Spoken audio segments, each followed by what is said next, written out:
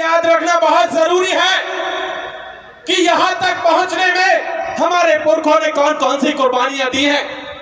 आज का दिन हमारे पुरखों के उनके संघर्षों को याद करने का दिन है। आज का दिन मानगढ़ के शहीदों को याद करने का दिन है। आज का दिन खरसावा में जो शहीद हुए थे उनको याद करने का दिन है। आज का दिन जगदीश पांडोर को याद करने का दिन है। साथियों, ये याद रखना होगा कि आदिवासियों ने यहां तक पहुंचने के लिए कितनी कुर्बानियां दी हैं, और उन कुर्बानियों के बाद जब आज हम लोग यहां पर अपनी एक पार्टी बना करके खड़े हुए हैं, सिर्फ ये पार्टी नहीं है, ये एक आंदोलन है जो इस देश के 13 करोड़ आदिवासियों की तरफ से छेड़ा हुआ है।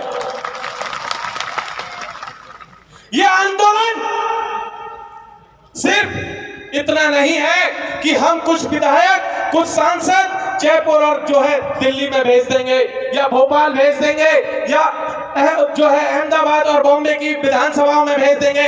ये आंदोलन याद रखने का दिन है कि हमारे पुरखों का जो सपना था, हमारे आदिवासियों ने जो सपना आज की तारीख में देखा हुआ है, उस सपने को पूरा करने का आंदोलन है। साथियों, आज आप तमाम लोगों को बहुत बहुत बधाई कि आपने अपनी खुद की पार्टी बनाई है और इस देश के 13 करोड़ आदिवासियों को बीजेपी और कांग्रेस से मुक्ति दिलाई है। इसलिए एक बार जोरदार तालियां आप सबके लिए।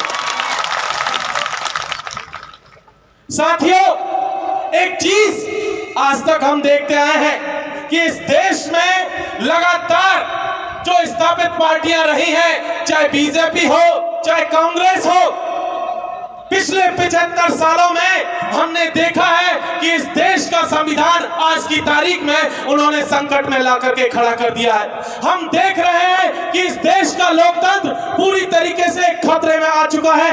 आज की तारीख में हमने देखा है कि किस तरीके से लगातार इस देश के नाम के साथ भी छेड़खानी हो रही है। जब हमने एक पार्टी बनाई है तो ये याद रखने की जरूरत है कि ये पार्टी इस देश के संविधान को भी बचाएगी, ये पार्टी इस देश के लोकतंत्र को भी बचाएगी। एक और चीज जो याद रखने की जरूरत है साथियों, पिछले 75 सालों में इस देश के आदिवासियों का भविष्य दिल्ली, जयपुर, बॉम्बे, भोपाल, रांची के एसी कमरों में बैठे हुए लोग बनाते रहे हैं। अब ये नहीं चलेगा। अब आदिवासी जाजम तय करेगी दिल्ली और जयपुर का भविष्य क्या होगा। ये यहां से बैठ करके हम लोग तय करेंगे कि दिल्ली में राजनीति कौन सी होगी। हम लोग तय करेंगे जयपुर के भीतर विधानसभा में राजनीति कैसी होगी। हम लोग तय करेंगे कि भोपाल की विधानसभा के भीतर की राजनीति कैसी होगी। ये यहां से हमें सुनिश्चित करना है साथियों कि ये जो पूरी की पूरी लड़ाई है, इस देश के 14 करोड़ आदिवासियों को बचाने की लड़ाई है, इस देश के अल्पसंख्यकों को बचाने की लड़ाई है, इस देश के दलितों के सम्मान को बचाने की लड़ाई है, इस देश के पिछड़ों को हिस्सेदारी दिलाने की भी लड़ाई है। क्योंकि यह लड़ाई इस देश के तमाम शोषितों, वंचितों, पीड़ितों, आदिवासियों, दलितों, उन सब की लड़ाई है जिन्हें कांग्रेस और बीजेपी ने धोखा दिया है। हमें एक चीज याद रखनी है साथियों कि आज की तारीख में हम लगातार देखते आ रहे हैं कि हमारे साथी, बहुत सारे साथी आज हमारे साथ में शामिल हैं। यहाँ पंडाल में है, पंडाल के बाहर लाखों की तादाद में आप देखिए, पीछे एक बहुत दूर एक टंकी है, वहां पर भी लोग बैठे हुए हैं। इधर देखेंगे तो आपको देखेंगे कि दूर दूर तक हमारे साथी हैं, पीछे भी देखेंगे तो जगह नहीं है बैठने के लिए। लेकिन तब भी एक चीज यहां से कह देनी है हम लोगों को, जो लोग अभी भी कांग्रेस और बीजेपी के लिए दरी पट्टियां बिछा रहे हैं, उनके लिए जो है उनका सामान ढोने का काम कर रहे हैं, झंडा डंडा ढोने का काम कर रहे हैं, उन सबको यहां से एक बात कह देनी चाहते हैं साथियों कि हम देश बचाने निकले हैं, आओ हमारे साथ चलो। हम आदिवासी बचाने निकले हैं, आओ हमारे साथ चलो। हम संविधान बचाने निकले हैं, आओ हमारे साथ चलो। लोकतंत्र बचाने निकले हैं, आओ हमारे साथ चलो।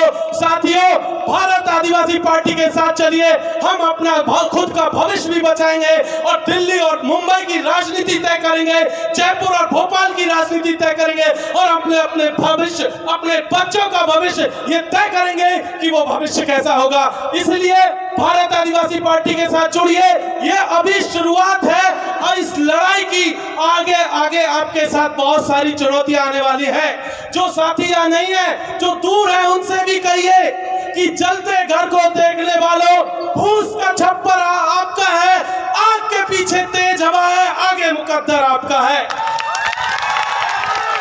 और उसके कत्ल पर मैं चुप था और मेरे कत्ल पर तुम चुप हो, इसके बाद अगला नंबर आपका है। इसलिए साथियों, भारत आदिवासी पार्टी के साथ आइए और इस देश को बचाइए, हम सबके अस्तित्व को बचाइए। बहुत बहुत शुक्रिया। इंकलाब जिंदाबाद, हुल जोहार।